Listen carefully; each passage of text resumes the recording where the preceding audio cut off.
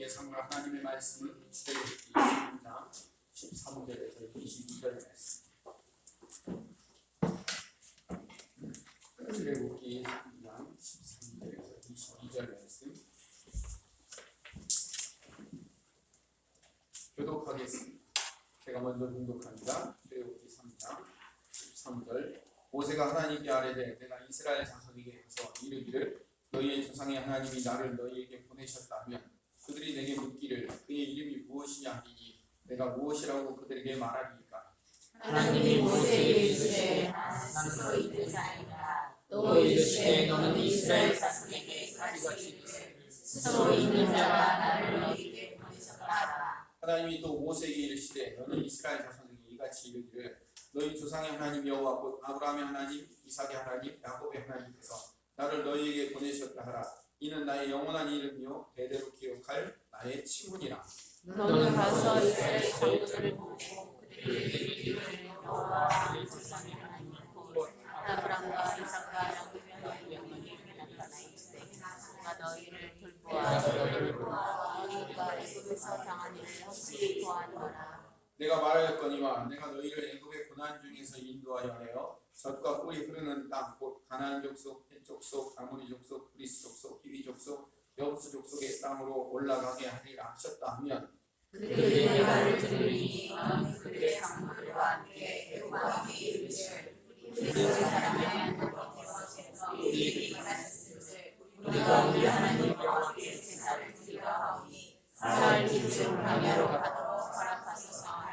내가 하노니 강한 손으로 치기 전에는 애굽 왕이 너희가 가도록 허락하지 아니하다가 내가 내 손을 들어 애굽 중에 여러 가지 이적으로 그 나라를 지키리라 내가 너희를 보내리라. 내가 애굽 사람으로 이 백성에게 은혜를 입게 할지라 너희가 나갈 때 빈손으로 가지 아니하리니 너희들은 모두 그 이웃 사람과 및 자기 집에 걸어가는 너희에게 그 보물과 그 물과 그 복을 구하여 너희 자녀를 보리라. 너희는 애굽 사람의 눈물을 취하리라. 네. 지난주에 모세가 이드로의 양떼를 데리고 광야를 건너서 호렙산으로 가는 것처럼 하나님께서 모세를 통하여서 모세가 하나님의 양떼인 이스라엘 백성들을 데리고 시내산으로 데리고 가려고 그 황폐한 산 호렙산 떨기나무 같은 그 모세에게 그 불꽃으로 찾아오셔서 그 모세를 부르신 분이다. 그분이 하나님이다라는 것을 지난주에 말씀드렸습니다. 근데 오늘 본문에 그 모세를 부르신 하나님의 이름이 누구인가가 등장합니다. 그 발음은요 없어졌습니다. 히브리어 원 발음 모음이 없어졌기 때문에 자음만 남아있기 때문에 발음을 여호와라고 할지 야훼라고 할지 그 정확한 발음은 모르지만 그러나 추측한데 야훼라는 이름이 훨씬 더 가깝습니다. 그 야훼라는 이름을 모세에게 주셨는데 그 이름의 뜻은 스스로 있는 분 이런 뜻이에요. 스스로 있는 자라. 근데 스스로 있는 자라는 이 말은 뭐냐면 그 원문을 정확하게 번역을 하면 나는 이다 이런 뜻입니다. 나는 나다 이런 뜻입니다. 나는 나다. 그러니까 나는 나다라고 이야기하니까 이 이야기를 마땅히 설명할 길이 없으니까 스스로 있는 분이다라고 성경이 기록하고 있는 것이지 원어에 보면 야훼라는 말은 나는 나다라는 뜻입니다. 그 뜻은 뭐냐면 나는 나야라는 말은 어떤 이름도 없다 이런 의미가 돼요.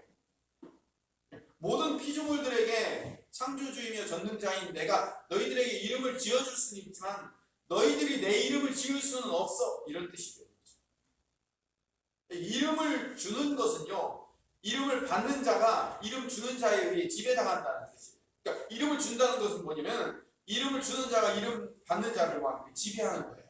하나님이 아담이라는 이름을 주었어요. 그럼 하나님이 뭐 하는 거예요? 아담 지배하고 통치하도록 돼 있어요. 아담이 짐승에게 이름을 주어요. 그럼 어떻게 돼요? 아담이 짐승들을 통치하고 다스리고 정복해야 되는 거예요. 그러니까 이름을 준다는 것은 고대 근동 사회에서 뭔가를 지배하다 이런 뜻이 되는 거예요. 그런데 이 이름은 하나님의 이름이 없다. 그러니까 하나님 나는 나야라고 얘기하는 것은 그 어떤 존재에게도 나는 지배받지 않는, 나는 내 스스로 창조되어 있는 존재, 나는 내 스스로 영원토록 있는 존재다, 이런 것을 선포하는 내용입니다. 그래서 나는 나다, 인간의 지배를 받지 않고 오히려 만물을 주관하고 통치하는 창조주이며 전능자다, 이거죠. 엄밀하게 말하면 그분의 이름은 없어요. 아무도 그분의 이름을 붙여준 존재가 없기 때문에. 그래서 하시는 말씀이 당신은 누구라고 부를까요? 누구라고 사람들에게 이야기할까요? 난 나야, 이렇게 얘기합니다. 난 나야. 그런데 그 야훼 하나님께서 15절에 보니까 구체적으로 나를 이런 하나님이라고 부르라라고 지칭을 해주셔요. 어떻게 부르라고 하냐면 중간 너희 조상 하나님 여호와 곧 아브라함의 하나님, 이삭의 하나님, 야곱의 하나님께서 나를 너희에게 보내셨다 하라. 뭐라고 부르라고요? 아브라함의 하나님, 이삭의 하나님, 야곱의 하나님이 너를 보내셨다고 부르라고요. 이는 나의 영원한 이름이요 대대로 기억할 나의 칭호니라. 그 하나님의 영원한 이름이고 대대로 기록할 그 칭호, 부를 이름이 뭐냐면, 굳이 나를 어떤 존재라고 사람들에게 알려야 됩니까? 라고 하면 너희 조상들의 하나님이다, 아브라함의 하나님이고 이삭의 하나님이고 야곱의 하나님이신 분이다 라고 그렇게 알려줘라 라고 얘기합니다. 그러니까 당신은 원래 이름은 없지만 사람들에게 어떤 분이냐고, 어떻게 불러야 되냐고 하면 조상들의 하나님, 아브라함, 이삭, 야곱의 하나님이라고 부르라는 거예요. 왜 조상들의 하나님이라고 부르라고 했습니까? 하나님께서 아브라함을 불러서 갈대아 우르 땅에서 불러서 하나님의 백성으로 만드시겠다고 약속하시고 그의 인생을 간섭하고 일평생 그의 인생을 주관하셔서 아브라함을 아브라함으로 만드시고 아브라함을 당신의 친구 삼으시겠다고 결정하시는 그때까지 하나님이 그 아브라함을 인도하셨어요. 하나님께서 이삭을 불러내셔서 하나님의 백성으로 삼으시고 그의 인생을 인도하셔서 언약대로 이루시는 하나님을 경험케 만들어요. 하나님께서 야곱을 불러서 그의 이름을 야곱에서 이스라엘로 바꾸셔서 12아들을 통해서 한 민족을 만드시는 그 하나님으로 성경에 기록되어 있단 말이에요. 그러니까 아브라함의 하나님, 이삭의 하나님, 야곱의 하나님이라는 것은 아브라함과 이삭과 야곱의 인생 가운데 들어오셔서 그들을 불러내시고 그들 가운데 거하셔서 그들의 인생을 바꾸시고 인도하시고 책임져셔서 하나님의 뜻과 방법이 그들의 삶 가운데 이루어지도록 만든 그 하나님을 부르라는 거예요. 그렇게 부르라는 거죠. 대대에 기억될 하나님의 이름이 뭐냐면 아브라함 안에 역사하셨던 그 하나님, 이삭 안에서 그의 인생을 주관하시고 역사하셨던 그 하나님, 야곱 안에 역사하셨던 그 하나님이 바로 모세, 나를 부르는 그 하나님이고 너희들의 삶을 그렇게 인도하고 이끌 것이다 라는 거예요. 하나님은 어떤 분이라고요? 아브라함을 불러 인도하셨던 것처럼, 이삭을 불러 인도했던 것처럼, 야곱을 불러 인도했던 것처럼, 모세를 불러 그를 인도했던 것처럼 우리를 불러 인도하신 그 하나님이라는 거예요. 그게 영원한 이름이고 대대에 기억할 나의 하나님의 칭호가 된다는 거예요. 세 사람의 신앙의 선조들이 만난 하나님의 공통점이 뭐냐면 하나님께서 언약을 하시고 그 언약을 그들의 인생 가운데 하나님께서 반드시 하나님의 방법으로 그 언약을 이루시고 그렇게 이루고 난 다음에 그들의 입에서 이거 하나님이 하셨네 라고 고백하게 만드실 그 하나님이라는 거죠. 이 시퀀스를 통해, 이 시퀀스가 뭐냐면 영화나 TV에서 보면 그 장소, 시간, 사건의 연속성을 통해서 하나의 에피소드를 만드는 거예요. 하나의. 그걸 계속해서 반복해서 같은 주제를 가지고 계속 반복하는 거예요. 지금 아브라함에게 역사하셨던 하나님이 그대로 이삭에게 역사하시고 그 하나님이 야곱에게 그대로 역사하시고 그 하나님이 모세에게도 역사하시고 그 하나님이 신앙의 선진들에게도 역사하시고 그 하나님이 우리 인생 가운데서 그대로 역사하시는 거예요. 계속 어떤 사람의 인생이든지 반복하여 그 역사를 이루고 계시는 하나님이라는 거예요. 그분이 나는 나이신 분, 야훼 하나님이신 분. 그분이 어떻게 지금 모세를 불러 인도하시냐면 모세, 불러서 500년 전에 아브라함이 이삭을 낳기도 전에 이삭을 낳겠다는 언약을 받을 때 주었던 약속이 있어요. 지난주에도 읽었어요. 창세기 15장 13절에서 14절 말씀입니다. 같이 읽어봅시다. 여호와께서 아브라함에게 이르시되 반드시 알아 내 자손이 네 방에서 필되어 그들을 섬기겠고 그들을 400년 동안 내 자손을 괴롭히니 그들이 주님의 나라를 찬송하라 했으며 그 후에 후에 내 자손이 큰 재물을 끌고 나오리라. 500년 전에 미리 언약했던 이 언약을 하나님이 드디어 모세를 통해서 그것을 이루려고 시작하신다는 거예요.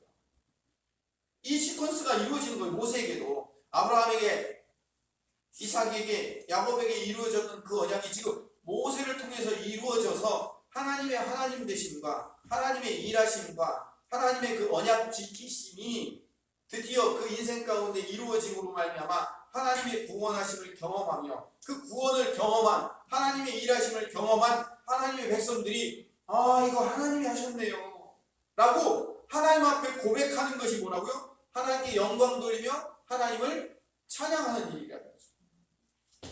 우리가 하나님을 영광 돌리고 하나님을 찬양하는 것이 아까 우리가 찬송 부른 대로 주 안에 있는 나에게 하고 주님 약속하신 말씀 위에서 이렇게 곡조를 붙여서 찬송하는 것도 찬송이고 영광이지만 하나님이 진짜 받으실 찬송과 영광은 뭐냐면 우리 삶 가운데 우리의 삶의 과정을 통과하면서 하나님이 애초부터 약속하셨던 그 언약이 내 인생 가운데 드디어 이루어졌군요. 이게 내 방법으로 이루어지는 것이 아니라 하나님의 방법으로 이루어졌군요. 이거 하나님이 하신 거네 라고 하나님 앞에 고백하고 사람들 앞에 그거 하나님이 하신 거야 라고 고백하는 것이 뭐라고요? 하나님께 영광이요 하나님께 찬송이라는 거예요. 그게 진짜 영광이고 그게 찬송인 거예요. 곡조를 붙여서 부르는 찬송도 이거 하나님이 정말 일하시는 하나님의 일하심입니다라는 마음을 가지고 찬양하는 것은 진정한 찬양이 되는 거예요. 근데 그 마음이 없으면 노래예요. 노래일 뿐이다. 하나님이 한번 언약하시면 또 완성된 거나 마찬가지예요. 왜? 언약하면 반드시 이루시는 분이시기 때문에. 그 완성을 향하여 모세가 이제 첫 발을 디딘 거예요. 근데 첫 발을 디뎠어요. 그리고 지금 이 상황은 좋은 상황이 결코 아니에요. 이스라엘 백성들은 그 핍박과 고난에 환난에 부르짖고 언제 우리를 구원해 줄 겁니까 하고 소리치고 난리가 났어요. 그래서 그 하나님을 구원하기 위해서 모세를 보내주셨는데 그 모세도 애굽에 나일강에 빠져 죽을 수밖에 없는 위기에서 겨우 그 갈대 상자 안에 집어넣었다가 바로의 공주가 그 아들을 살려내서 그 바로의 공주의 아들의 힘으로써 어떻게 이 백성들을 살려볼까 구원해볼까 라고 시작했다가 결국 살인자가 되고 도망자가 되어서 광야에 나가서 40년 동안 양치다가 이제 내 인생이 여기서 끝인가 보다 라고 생각했던 그때 하나님이 그 황폐한 산 호렙산에 떨기나무 불꽃이 타고 있는 거기에 불꽃으로 나타나 부르셔서 내가 지금 너를 보낸다는 거예요. 다음 주에 이제 보겠지만 저는 이제 아니에요. 전 이제 끝났어요 라고 얘기하는 그를 하나님이 드디어 보내서 하나님의 언약을 이루시겠다는 거예요. 그러니까 하나님은 언약하시면 반드시 그 언약을 이루시고 완성은 시작된 거예요. 시작되었지만 내 눈앞에 보이는 상황과 환경은 시작은커녕 점점 더 밑으로 내려가는 것처럼 보일 뿐이에요. 그럼에도 불구하고 하나님은 하나님의 집념과 열정과 열심과 고집으로 결국 이루어내고야 마신다는 것을 우리에게 보여주고 그렇게 보여주면서 우리에게 필요한 신앙의 덕목 하나를 요구하고 있어요. 그게 뭐냐면 지난주에도 말씀드렸지만 믿음. 왜 믿음이 필요할까요? 하나님은 언약하셨으면 반드시 이루신다. 그 중간 상황에 그 언약이 이루어질 것 같지 않은 상황이 내 눈앞에 펼쳐지고 보일지라도 하나님은 언약하시면 반드시 뭐 하는 거예요? 이루신다.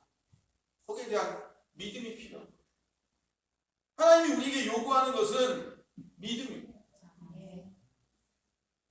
그 믿음을 이스라엘 백성들에게도 요구하시고 이제 우리에게도 그 믿음을 요구하는 거예요. 우리는 믿음의 사람이에요. 믿음 하나만 꽉 붙들고 나가는 하나님의 백성들 되시기를 간절히 소망합니다. 하나님을 찬양하고 하나님께 영광 돌리는 건 뭘까요? 지금 내 눈앞에 상황과 환경을 보지 않고 뭐를 바라보는 거예요? 믿음. 하나님이 약속하실 것을 바라보는 믿음이 있는 거예요.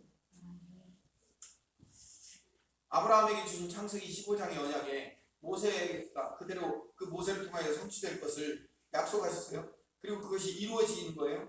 그 언약을 미리 주시고 그 언약을 이루심으로 하나님이 나는 나야 라는 것을 하나님의 백성들에게 온 세상에 보여주는 거예요. 그러니까 이걸 좀 더 쉽게 얘기하면 이런 거예요. 나 하나님이야. 봤지? 나 하나님이야. 그게 하나님의 이름인 거예요. 왜 우리 그런 사람들 보죠? 나 약속하면 반드시 지키는 놈이야 이렇게 얘기하는 사람 있죠. 그런 것처럼 하나님은요, 난 약속하면 지키는 신이야. 나 하나님이야. 나 야훼는 일단 언약하면 반드시 이루어진 것을 너희들에게 보여주가 많은 신이야. 그 언약을 이루는 존재가 나야 라고 말씀하시는 거예요. 그거를 깨닫고 우와 하나님이 정말 하나님이시네요 라고 깨닫고 고백하고 그 하나님께 와 하나님이시군요, 하나님이 이루셨군요, 하나님 진짜 짱이네, 하나님이시네 라고 하는 그 고백이 뭐라고요? 하나님께 영광이며 하나님께 찬양이야. 이 시퀀스를 어떻게 한다고요? 좀 더 쉽게 해요. 이 사이클을 하나님이 매 인생 가운데 계속 반복을 시키고 계시는 거예요. 처음에는 모세에게 주었던 언약을 이루고 그 다음에는 출애굽한 이스라엘 백성들을 광야로 데리고 나가셔서 그 출애굽한 이스라엘 백성들에게 이 사이클을 계속 다시 반복시키시는 거예요. 하나님은 언약을 주시면 반드시 이루신다는 것을 그 이스라엘 백성들에게도 가르치고 보여주고 계십니다. 자 보세요. 그래서 출애굽 이전에 공격 대상이 누구냐면 애굽의 왕 바로였어요. 애굽의 왕 바로가 이스라엘 백성들을 괴롭히고 그 히브리 노예들을 공격하니까 그 공격과 그 방해 거기에 맞서서 하나님이 모세를 보내서 10가지 재앙과 홍해를 가르는 기적을 통해서 그들을 끌어내시죠. 그때 모세에게 필요했던 게 뭐라고요? 하나님에 대한 믿음, 신뢰가 필요했다고 그랬죠. 그 믿음과 신뢰가 있어야 뭐 하는 거예요? 모세가 그 백성들을 끌고 나온 거예요. 첫 번째 재앙을 줬는데 꼼짝도 안 해요. 두 번째, 세 번째, 네 번째, 다섯 번째 뭐 흑암의 재앙, 별의별 재앙을 다 주는데도 불구하고 이 바로가 꼼짝을 안 해요. 9번째까지. 그때 필요한 게 뭐예요? 믿음. 10번째 재앙에서 장자를 죽이니까 바로가 그제서야 뒤집어지잖아요. 제가 전에 말씀드렸죠. 장자를 죽인다는 것은 뭘 의미한다고요? 그 대가 끊어짐으로 말미암아 그 영혼이 사라진다는 의미라고 말씀드렸죠. 그런데 그 과정 가운데 모세에게 필요한 게 믿음이었다면 지금 이 시퀀스를 다시 어디에 적용시키냐면 출애굽한 이스라엘 백성들에게 적용시켜요. 그럼 출애굽한 이스라엘 백성들에게 있어서의 공격 대상이 누굴까요? 광야에 사니까 물이 없고 메마르고 뜨거운 햇볕과 사막과 먹을 것 없음 이것들이 공격 대상일까요? 그렇지 않아요. 이스라엘 백성들이 공격 대상이에요. 이스라엘 백성들 안에 있는 믿음 없음이 공격 대상이라고요. 민수기 14장에 보면 하나님께서 이스라엘 백성들이 광야에서 10번이나 하나님을 시험하고 하나님의 목소리를 청종하지 않았다고 얘기해요. 같이 읽어봅니다. 민수기 14장 22절 시작. 내 영광과 여호와 광야에서 하나님의 인정을 보고서도 이같이 10번이나 나를 시험하고 내 목소리를 청종하지 아니한 그 사람을 애굽의 바로가 10가지 재앙을 일으켜도 끝까지 이스라엘 백성들을 내보내지 않으자 하나님께서 바로와 맞서 싸워 바로의 장자를 죽이고 이스라엘 백성들을 건져내는 것처럼 광야에서 이스라엘 백성들에게 10번의 불순종과 계속된 기적에도 불구하고 그들이 하나님을 끝까지 신뢰하지 못하고 늘 불순종하고 배반하고 가나안 땅에 못 들어간다고 얘기하고 신뢰하지 못하고 다시 돌아가자고 하고 그게 뭐예요? 그게 바로의 완악함이나 이스라엘 백성들의 완악함이 똑같은 완악함인 거예요. 하나님이 지금 출애굽 이전에는 누구와 싸워요? 바로와 싸웠죠. 바로의 완악함과 싸웠죠. 출애굽 이후에는 누구와 싸워요? 이스라엘 백성들 안에 있는 믿음 없음, 그들의 불순종과 싸우는 거예요.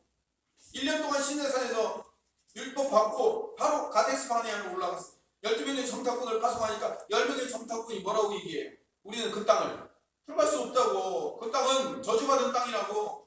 우리는 메뚜기 떼 같아서 그 땅 백성에게 죽을 수밖에 없다고 다시 돌아가자고 얘기하잖아요.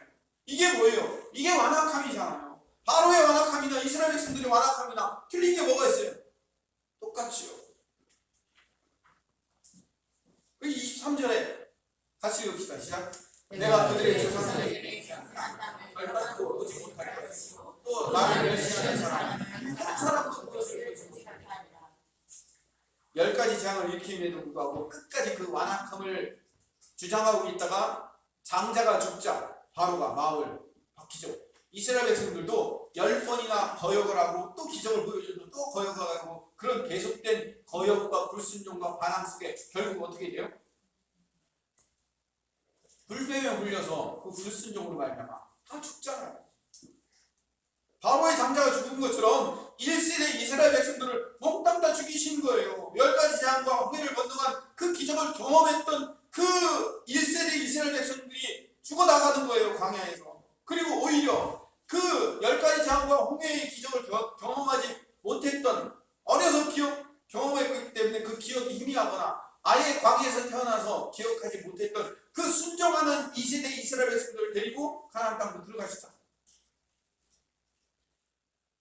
모세는 애국왕 바로의 완악함과 싸웠지만 나중에 광야에서 이스라엘 백성들의 완악함과 싸워요. 바로가 어디에 있냐면 이스라엘 백성들 안에 있었어요. 그 완악함이 바로에게도 있지만 이스라엘 백성 안에도 있고 그게 어디에도 있어요? 내 안에도 있어요. 여기도 있다니까요. 이 바로의 완악한 마음이 여기도 있어서 우리는 상황과 환경에 언제든지 뒤집어져요. 좋은 상황, 좋은 환경만 있으면은 좋다고 하지만 그렇지 않은 상황이 생기면 우리는 늘 불순종하고 반항하고 그런다고 됩니까? 라고 얘기하고 하나님이 그 상황 속에서 하나님이 내 마음을 다루시는 거예요. 어떻게 다루실까요? 하나님은 야훼 하나님이라. 그 이름이 아브라함에게, 이삭에게, 야곱에게, 모세에게 그 언약함을 반드시 이루셨던 그 하나님이 바로 야훼 하나님이야. 너 그 하나님을 믿고 있잖아. 네 눈앞에 보이는 상황과 환경과 상관없이 하나님은 언약함을 반드시 그 언약을 이루시는 존재라는 걸 너 왜 못 믿니? 믿어라 라고 우리에게 그 우리의 믿음 없음과 우리의 불순종과 우리의 완악함과 우리 주님이 싸우고 계시는 거예요. 다윗과 골리앗이 전쟁에 나가기 전에 이스라엘 백성들과 블레셋 군대가 서로 한 달 동안 대치를 하고 있었어요. 계곡을 사이에 두고. 그런데 블레셋 진영에서 골리앗이 계속 매일같이 아침 먹고 나와가지고 계속 하나님을 모욕하고 이스라엘 군대들을 모욕해요. 근데 이스라엘 진영에서는 한 달 동안 아침마다 나와가지고 저렇게 모욕하는데 나가요, 안 나가요? 아무도 안 나가요. 아무도 나가지는 않아요. 사울왕은 왕으로 뽑힐 때 남들보다 머리통 하나가 더 큰 장수라고 얘기하는데도 불구하고 사울왕도 안 나가요. 근데 누가 나가서 이겼어요? 다윗이 나갔어요. 왜? 다윗에게는 뭐가 있었기 때문에. 물맷돌 5개? 물맷돌 5개가 이기게 만든 거예요? 이 전쟁은 여호와께 속한 것이다. 넌 칼과 창과 무기를 가지고 나가지만 나는 전능하신 하나님 여호와가 있다. 하나님 믿고 나간다. 그 다윗 안에 뭐가 있었어요? 믿음이 있었잖아요. 믿음. 졸다가 오늘은 뭐 물어보면 뭐 하면 돼요? 맞아요. 거반 대충 말해요. 여러분, 블레셋과의 전쟁, 이 골리앗과의 전쟁은 아무나 나가면 이기게 돼 있는 전쟁이에요. 왜 그런지 아세요? 애초에 여호수아가 가나안 땅에 들어갈 때부터 블레셋은 어떻게 하기로 돼 있어요? 하나님이 물리치면 이기기로 돼 있는 존재예요. 물리치려고 나가면, 믿음으로 나가면 이길 수밖에 없는 존재들인 거예요. 누구든지 나가면 이기게 돼 있어요. 다윗이 잘해서 나간 게 아니에요. 다윗이 그동안 물맷돌 돌리는 실력을 어려서부터 훈련했기 때문에 그 훈련의 덕분으로 나가는 게 아니에요. 조금 과장되게 얘기하면 다윗이 이쑤시개 5개 들고 나가도 이겼어요. 이렇게 던졌는데 여기 맞아 죽는 거예요. 이기게 하실 하나님을 믿었기 때문에 이긴 거라고. 믿음이 이기네, 믿음이 이기네. 주 예수를 믿는 그 믿음이 이기는 거라고. 신약 성도인 나에게도 이것이 똑같이 적용됩니다. 하나님은 우리를 구원하시고 하나님의 백성이며 자녀로 우리를 삼으셔서 하나님의 백성과 자녀답게 우리를 살아갈 수 있도록 언약하셨어요. 언약하셨죠? 아멘. 아멘? 아멘. 그 언약을 하나님이 이루실까요? 안 이루실까요? 이루셔요. 하나님이 이루십니다. 하나님의 방법으로 이루실 거를 아십니다. 구약에서는 모세를 통하여 이루었다면 신약에서는 이걸 예수님을 통해서 이루셔요. 구약에서는 불꽃 가운데 임하신 분이 야훼, 난 스스로 있는 자라고 얘기하는데 이 스스로 있는 자라는 이 야훼라는 말을 신약의 헬라어로 바꾸면 뭐냐면 에고 에이미가 돼요. 왜 그렇게 돼요? 물어보지 마세요. 그냥 그렇게 되는 믿으세요. 에고 에이미예요. 야훼라는 말, 이 히브리어 말이 이 헬라어, 신약의 헬라어로 바뀌면 에고 에이미라는 말이에요. 이 에고 에이미가 뭐냐면 나는 나다 이런 뜻이에요. 근데 예수님이 이 에고 에이미를 7번이나 사용하셔요. 7번. 나는 생명의 떡이다. 나는 세상의 빛이다. 나는 양의 문이다. 나는 선한 목자다. 나는 부활이요 생명이다. 나는 길이요 진리요 생명이다. 나는 참포도나무다. 라고 했을 때 이 7번이나 에고 에이미가 사용된 거예요. 예수님이 당신이 뭐래요? 당신이 야훼와 동일하신 분이라는 거예요. 출애굽기 3장 8절에 보면 내가 내려가서 라는 말이 처음에 나와요. 그렇죠? 내가 내려가서. 하나님이 직접 내려가셔서 이 백성들을 구원하고 살리시겠다고 하시는 거예요. 근데 신약에서도 예수님이 직접 내려오셔서 우리를 구원하시고 살리시잖아요. 근데 마지막에 애국 사람들이 히브리 노예들에게 은혜를 베풀어서 은금 폐물과 의복을 가지고 나가게 만드세요. 근데 여러분, 그 애국 사람들이 준 은금 폐물 의복이 광야에서 무슨 필요가 있을까요? 광야에서 필요한 게 뭐예요? 물, 양식, 그런 게 필요하죠. 은금이 뭐가 필요해요? 광야에서. 결국 그 은금으로 그 애국 사람들에게서 받은 그 은금을 가지고 광야에서 그거 뭐 했을까요? 성막을 졌잖아요. 성막 짓는데 다 사용했잖아요. 그거 받으셔서. 전쟁에서는 꼭 전리품이라는 게 나올 수밖에 없어요. 야훼 하나님과 바로와 전쟁을 해서 하나님이 이기시잖아요. 그 전리품을 이스라엘 백성들로 하여금 취하여 나오게 하셔요. 그리고 그 전리품을 나중에 신의 산에서 하나님께서 받으셔서 그걸 사용해서 뭘 지으시냐고요. 성막을 지으시잖아요. 그런데 결국 성막을 이스라엘 백성들이 받은 그 전리품을 가지고 짓지만 성경에서는 뭐라고 얘기하냐면 출애굽기 15장 17절에 뭘로 지었냐고 말하냐면 같이 봅시다. 시작.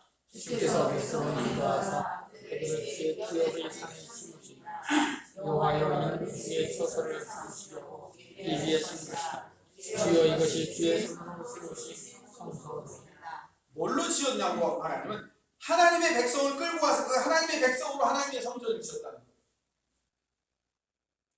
결국 그들에게 은금을 받았지만 은금을 받은 게 아니라 뭘 받은 거예요? 이스라엘 백성 전체를 받아서 이스라엘 백성들로 하여금 뭘 지은 거예요? 성소를 지은 거예요. 이스라엘 백성들의 재료가 되어 하나님의 성전을 지은 거예요. 하나님께서 먼저 언약을 주시고 그 언약을 하나님의 방법대로 하나님의 열정과 열심과 고집과 진심으로 이루는 과정 가운데 하나님의 백성들의 믿음을 사용하셔서 결국 그걸 이루신 다음에 하나님께 영광과 찬송을 돌리는 이 시퀀스를 이제 신약 백성인 나에게도 적용시키는 거예요. 나에게도. 그래서 우리가 하나님을 믿고 신뢰하며 살아가는 과정 가운데 그 과정을, 인생의 과정을 통과하고 경험하게 만드셔서 우리 인생의 삶, 경험에서 하나님께서 일하시는 거 맞네. 하나님이 정말 하나님 되시네. 하나님만 승리하시는구나. 하나님은 다 계획이 있으시구나. 이런 고백을 통해서 하나님의 성전, 하나님의 성소를 내 안에 지어가는 과정을 이루시겠다는 거예요. 여러분 보세요. 하나님의 하나님 되심이라는 고백 위에 뭐가 세워진다고요? 성전이 세워지는 거예요. 베드로가 주는 그리스도이시오 살아계신 하나님의 아들입니다라는 고백을 하자 예수님이 뭐라고 말씀하셔요? 네 반석 위에, 여기서 말하는 반석을 뭘 의미하는 거예요? 정말로 베드로 위에 세운다는 게예요? 아니면 베드로의 고백 위에 세운다는 거예요? 베드로의 고백 위에, 반석 같은 그 고백 위에 교회를 세우겠다고 하셨잖아요. 마찬가지예요. 하나님이 우리 인생을 주관하시면서 우리 인생에서 야, 하나님이 하시네. 정말 하나님이 일하시는 거 맞네. 라는 그 고백 위에 뭘 세우신다고요? 교회를 세우시는 거예요. 성전을 세우시는 거예요. 그래서 우리가 성전이 되는 거예요. 우리가 성소가 되는 거라고요. 그럼 우리가 진정한 성전이 되려면 우리 안에 뭐가 필요하다고요? 고백이 필요해요. 믿음에 대한 고백. 하나님이 일하실 겁니다. 하나님이 함께 하실 겁니다. 하나님은 반드시 그 언약을 내 삶 가운데 이루어내고야 마십니다. 그리고 실제로 그것이 이루어졌을 때 정말 이거 하나님이 하신 거네 라고 고백할 때 여기가 뭐가 돼요? 성전이 되고 성소가 되는 거예요. 신약과 구약이 이렇게 이어지는 겁니다. 예수님께서 이 땅에 오신 것은요, 하나님 나라라는 성전의 재료를 구하기 위해서 오셨어요. 그 재료들이 누구예요? 우리예요.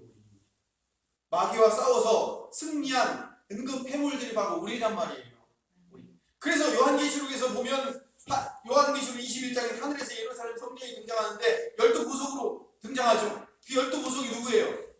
우리가 이 12보석이다.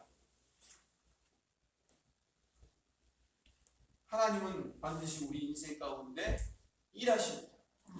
하나님의 언약을 하나님의 방법으로 반드시 우리 삶 가운데 이루어내시고 결국 우리 입에, 우리 입술로, 우리 마음으로 고백과 찬양을 받아내시고야 마시는 분이 하나님이시라는 사실을 깨달을 때 그것이 우리의 진정한 찬양이며 그것이 하나님께 영광 돌리는 삶이라는 사실을 깨닫는 하나님의 백성, 주의 사람 되시기를 간절히 소망합니다. 아멘.